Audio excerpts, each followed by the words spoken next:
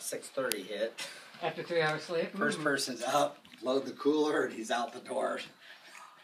So we all, went after him and ended up on the beach, and nobody had breakfast. We all started drinking and running. And I was jogging up and down the beach and all day type event. I mean, this went on until we were playing beach volleyball, some strippers, and you knew we were doing it. So anyway, about 4 o'clock in the afternoon, or maybe it was closer to 5, we've been seeing these jet skis going up and down the ocean all the time, and they rent them right there. And a friend of mine said, well, I'm going to see if I can work a deal. So he went up and was negotiating with this guy and said, can I get a 2-for-1 special? It's late in the day, and you're just sitting here not making any money anyway. So he went with it. So they had 2. They had the big one, they had the medium-sized one, and my buddy, big motorcycle guy, he said, I'll take the big one, you take the one smaller. I had never been on one in my life, neither had he, so he had no clue what we were doing. And at that point, I mean, we were like 3 sheets to the wind anyway. Oh my so, God. He gets on him, he says, okay, here's the gas. He didn't tell you anybody brakes or nothing, so he said, here's the gas. So the first one, before I even had mine fired up, there goes Wolf, he's like, he's like, wee!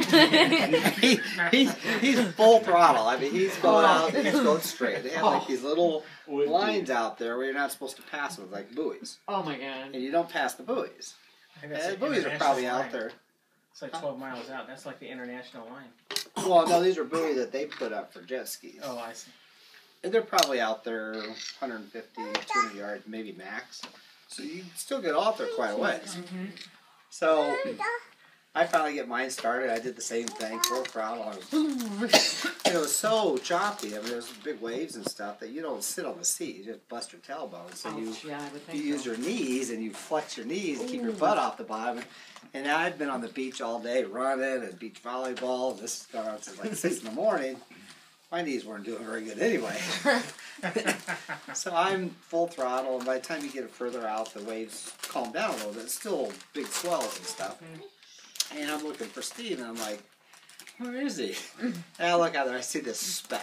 Oh my God, he's way out there? He went way past the buoys. It's like the Cuba now. Yeah, exactly. I mean, he was so far out that there was like a freight liner going, not a freight liner, but his luxury type thing going. Cruise ship. He's out there waving at him. I mean, he's so far out. Aircraft carrier. So I'm thinking I'm going to go rescue him. So I'm Florida. So, I didn't know, but he finally turned around and figured out how to do it. He's coming my way. And you haven't figured out how to turn around yet. Right. So I'm still full throttle. He's full throttle, and you're coming at each other. It never fell. Just like when you're in a grocery store or in a store and you're walking down an aisle and you'll come across somebody, you decide to go one way, they go the same way. And you're like, do this whole dance. So I see him coming in. He's getting closer and closer, and I'm thinking, okay, I'm going to go left.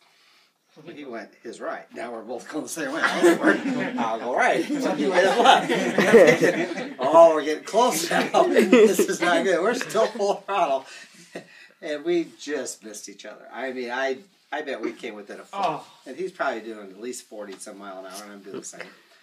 And I look over my shoulder as we were passing, and he must have hit a swell because his jet ski was upside down, and he's falling off.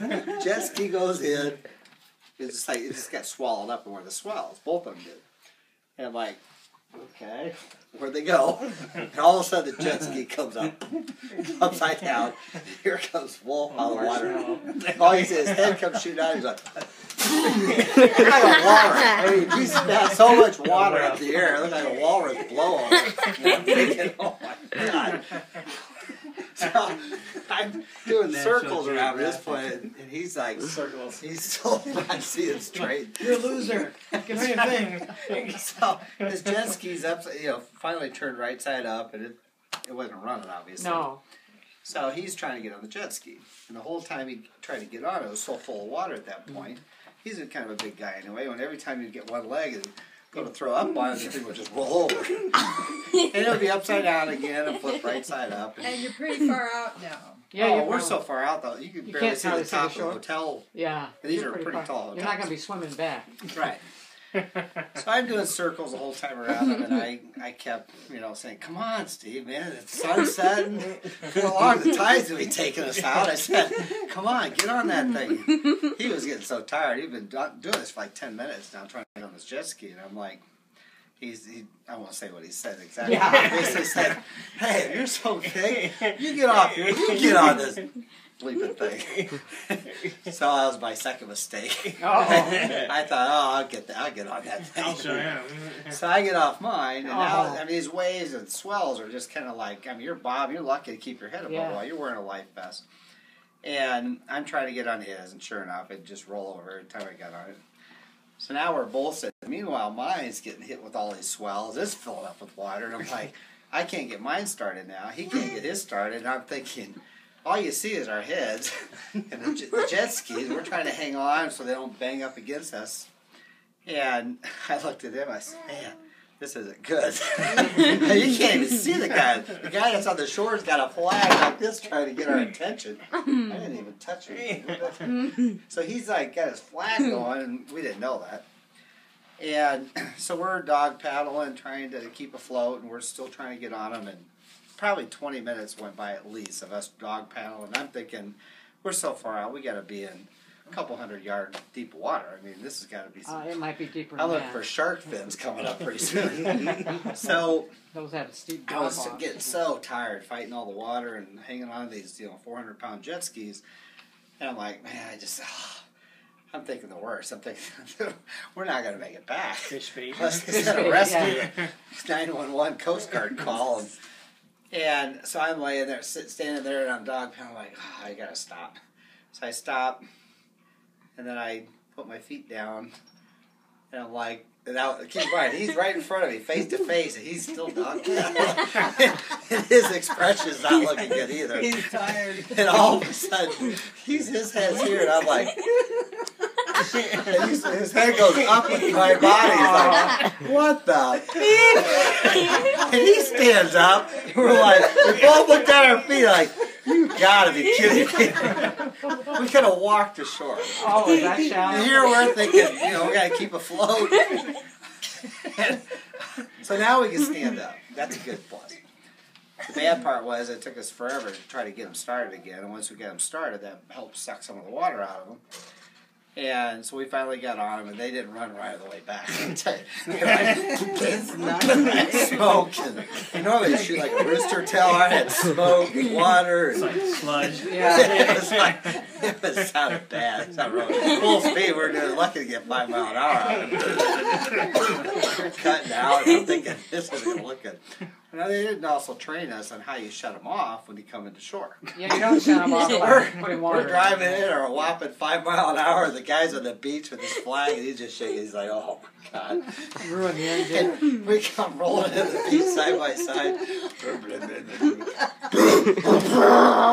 Sand and stuff's now shooting out of the tailpipe. You're like, shut him off!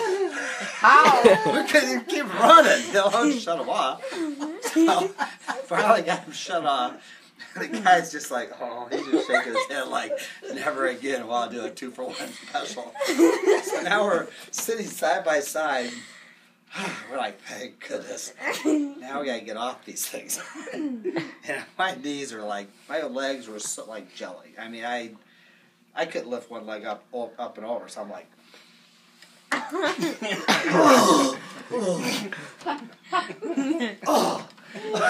he's doing the same thing. So we're getting up, we're like, knees shake, like, now we're looking at the beach. We got this long ass sand beach, and there's our hotel. It's probably 100-yard walk, and I'm like, man. So we're like, it looked like that Bernie show, the dead Bernie guy that they were Weekend at dragging. Bernie's. Yeah. Yes. All you saw is blood, not footprints, like Drag marks.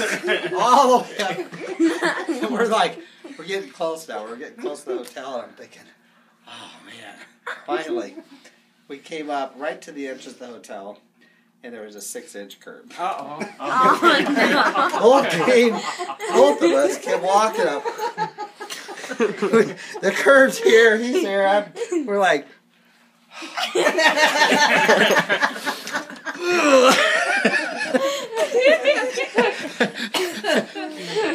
I'm serious. You hit that curve, I'm thinking, that's the last obstacle I played on. Game over. So we did our same thing. Oh. You And had then to we get had a up choice. early too, didn't you? In the Huh? morning for a show. You had a Yeah, the next lecture. morning I had to speak all day. Oh man, I was a hurting pup. All of us were. I mean, I was so sore I couldn't. I mean, if I dropped something, I couldn't get down to get it. Yeah, I told the people the story about our jet ski during the program, and they all got a bang out of it. Yeah, I'm sure they did. So during the program, when I would shoot like test images, I'd be Polaroid images, and normally I'd pass them with the crowd, where I pulled one out and I dropped it. Steve, my assistant at the time, which was my co-partner in crime in the jet ski experience, he had to assist me, so when I dropped it, where's a napkin? So I'm like, I went to pull it out of my Polaroid, and I zing! Oh! Hey, Steve! He looked at me, he goes, like, yeah, you might get that for me. He goes, if I go bend down and get that, I'm not getting back up. So then when they did the very end of the program, they had typically they had the entire group plus all the models and all that were all get their picture taken. They wanted me and Steve up front. And they said, okay, you guys get down on one knee. Oh. I'm like, we're both looking at each other like, this ought to be good. So we're like,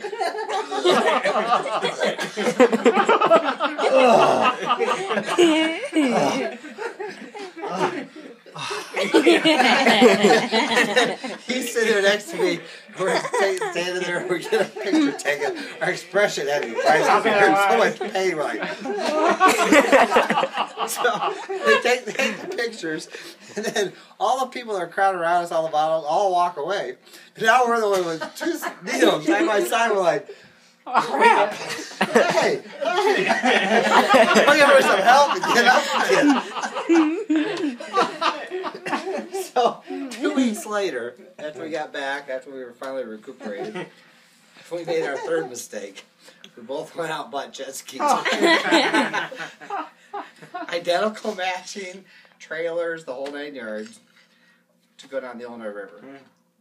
Well, it's funny because I think it was the first time we were going to take them out.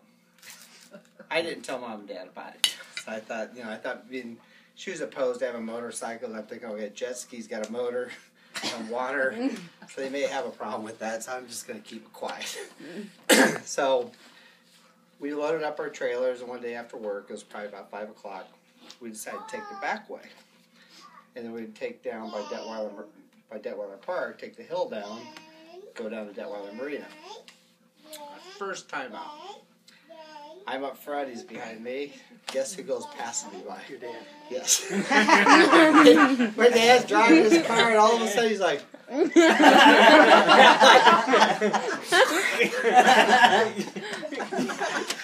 first time out. First time out.